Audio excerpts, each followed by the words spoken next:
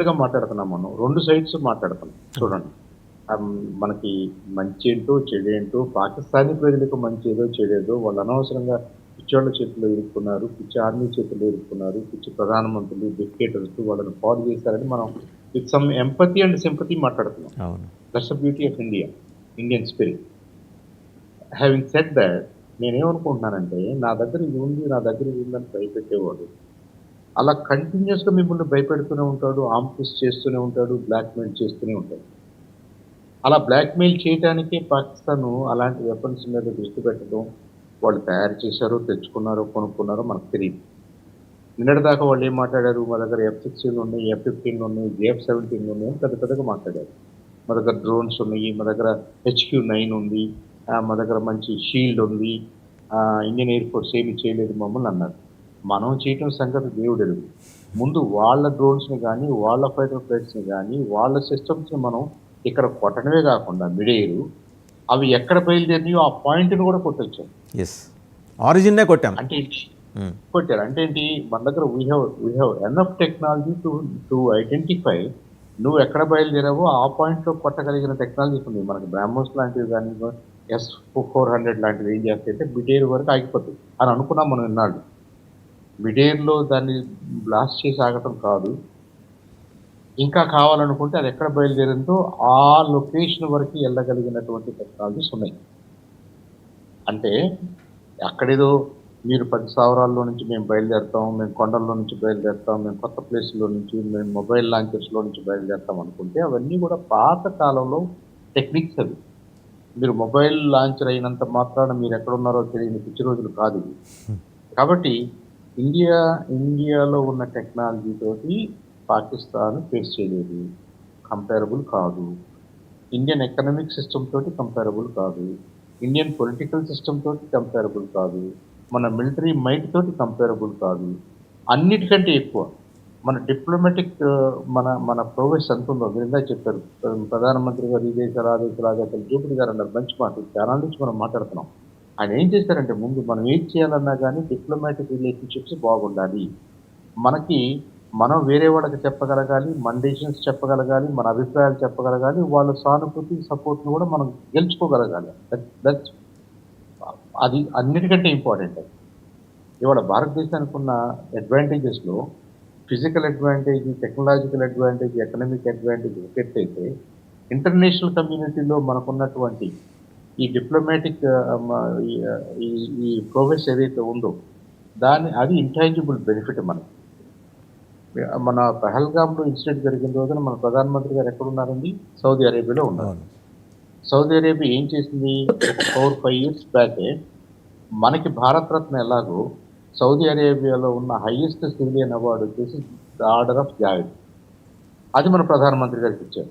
అంటే Saudi Arabia దృష్టిలో నరేంద్ర మోడీ గారు భారత రత్న లాగా అన్నమాట. కాబట్టి ఈయనేదన్నా అడిగినా, ఈయనేదన్నా అప్సెట్ అయినా, ఏదైనా వివరం చెప్పాలనుకున్నా గాని Saudi Arabia is ready to listen and oblige. హ్మ్. సౌదీ అరేబియానే ఇస్లామిక్ వరల్డ్‌లో లీడర్ కాబట్టి ఒక రకంగా ఆర్థికంగా గాని, అదర్‌వైజ్ కానీ, ఇప్పుడు వాళ్ళేం చేశారు? They took the responsibility on themselves. ఇవాళ పాకిస్తాన్ ఎళ్లి పాకిస్తాన్‌లో వాళ్ళు చేయాల్సిన ప్రయత్నాలు చేస్తూ, అవసరమైతే వాళ్ళ డిపాజిట్స్ వెనక్కి తీసుకుంటామని కూడా మాటిచ్చారట. రైట్. ఇప్పుడు వాళ్ళ డిపాజిట్స్ వాళ్ళు వెనక్కి తీసుకొని, ఎవరు ఆర్థికంగా పాకిస్తాన్‌కి సపోర్ట్ చేయకుండా, ఇవాళ ఐఎంఎఫ్ మీటింగ్ జరగబోతుంది కొన్ని గంటల్లో అవును. అమెరికాలో, అవును. వాషింగ్టన్ డీసీలో. హ్మ్. ఆ international monetary fund $1.9 billion, $1.5 billion ఒక ప్యాకేజ్ పాకిస్తాన్‌కి ఇవ్వడానికి సిద్ధమైంది. ఇప్పుడు మనం ఏం చేస్తాం? ఇగో మరి ఇవన్నీ చేస్తున్నారు వాళ్ళు. మీరిచ్చే డబ్బులు డైరెక్ట్‌గా టెర్రరిజం యాక్టివిటీస్‌కెళ్ళిపోతాయి. వార్ సపోర్ట్‌కెళ్ళిపోతాయి. ఈ పాకిస్తాన్‌లో క్రియేట్ అయినటువంటి టెర్రరిస్ట్‌లే, ఈ ఫ్యాక్టరీలో క్రియేట్ అయిన ఈ పాకిస్తాన్ అనే ఫ్యాక్టరీలో క్రియేట్ అయిన టెర్రరిస్ట్‌లే ఇప్పటికి 50 దేశాల్లో మీకు తలనొప్పిగా తయారయ్యారు. ఆల్‌మోస్ట్ ఆల్ ఐఎంఎఫ్ పార్ట్నర్స్‌కి వీళ్ళే తలనొప్పి. అంటే మీకు తలనొప్పి కొని తెచ్చుకుంటున్నారని చెప్పేసి ఇవాళ ఐఎంఎఫ్‌లో గూడా మనం వాదించడానికి సిద్ధమయ్యాం. ఇలా ఏంటంటే పాకిస్తాను తెలియని ఉచ్చులో ఇరుక్కుని, ఆ ఉచ్చులో నుంచి ఎలా బయటకి రావాలో తెలియక, అమాయకపు పాకిస్తానీ ప్రజల్ని ఇబ్బంది పెడుతున్నారు. ఇది మనం this is the right time to dismantle Pakistani government and Pakistani army. అయి 2 పోవాల్సిందే. అవే రీజన్స్ ఫర్ దిస్ ఈ డిస్టర్బెన్సెస్ అంతా పాకిస్తానీ ప్రజలు కాదు. పాకిస్తానీ ప్రజలు వాళ్ళు ఇష్టం వచ్చినట్టుగా వాళ్ళు చూజ్ చేసుకుంటారు. వాళ్ళు బలూచిస్తాన్ అంటారా, ఇంకో ల్యాండ్ అంటారా, ఇంకో ల్యాండ్ అంటారా, ఇండివిడ్యువల్ గవర్నమెంట్స్ ఎలా ఏర్పాటు చేసుకుంటారో ఏం, మనం as a good neighbour, as a good brother we will always support them. Pakistani ప్రజలకు సపోర్ట్ చేయమని ఇండియా ఎక్కడ అనలేదు. నిన్న కూడా అదే మాట్లాడుతున్నాం, ఇవాళ కూడా అదే మాట్లాడుతున్నాం. వాడు తెలియని పిచ్చితనంతో అగ్రెషన్‌లోకి వస్తున్నాడు. ఇంకా మనం అగ్రెషన్‌లో లేము. India is not at all taking an aggressive position. Aggressive actions ఏమి తీసుకోలేదు. డిఫెన్సివ్ యాక్షన్సే తీసుకుంటున్నాం మనం. మనకి ఇబ్బంది కలిగిన ప్లేసుల వరకే వెళ్తున్నాం మనం.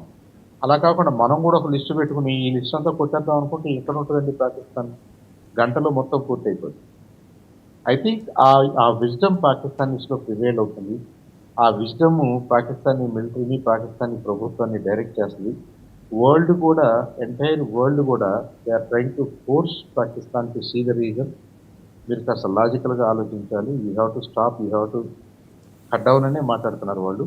అంతకంటే పెద్దగా ఆప్షన్స్ పాకిస్తాన్ దగ్గర ఉంటాయని నేను అనుకోవట్లేదు.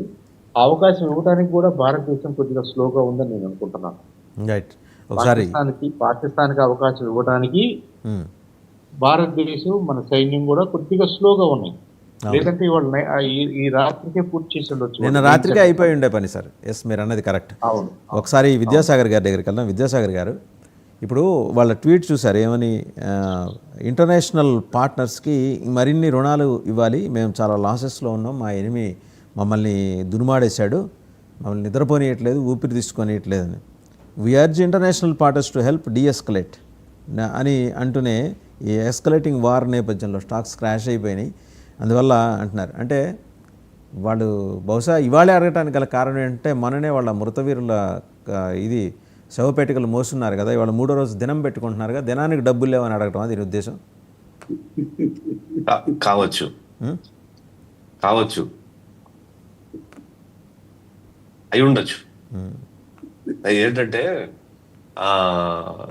మనం చాలా కాలం నుంచి అంటే ఇక్కడ ముగ్గురు, ఇప్పుడు నేను కానివ్వండి, మీరు కానివ్వండి, చందు సాంబశివరావు గారు, లేకపోతే పెద్దలు జూపిడి ప్రభాకర్ గారు, వీళ్ళంతా కూడా మనకు మోడీ గారు ఈ PSLV, GSLV, satellite, ISRO, Bengaluru, Sriharikota వీటి మీద ఎందుకు అంత ఫోకస్ పెట్టారు? చంద్రయాన్ మీద, లేకపోతే ఎక్కువ ఈ శాటిలైట్ సిస్టమ్ మీద ఎందుకు ఫోకస్ పెట్టారు అనేది ఎవరికి అర్థం అవ్వలేదు.